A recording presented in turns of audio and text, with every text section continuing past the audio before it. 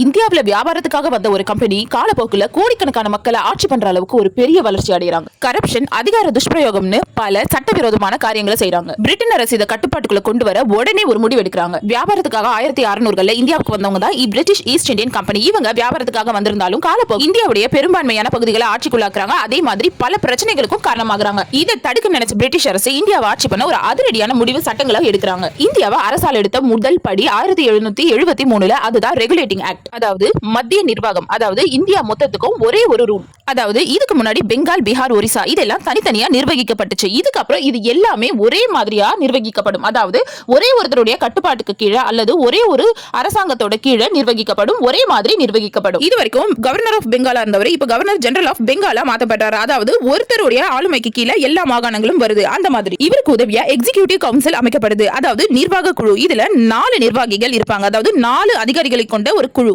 முதல் governor general of பெங்கால நியமிக்கப்பட்டது British அதிகாரி வாரன் ஹாஸ்டிங். நம்ம எல்லாரும் இந்த பேரை கேள்விப்பட்டிருப்போம், ஸ்கூல் காலேஜஸ்ல எல்லாம் படிச்சிருப்போம்.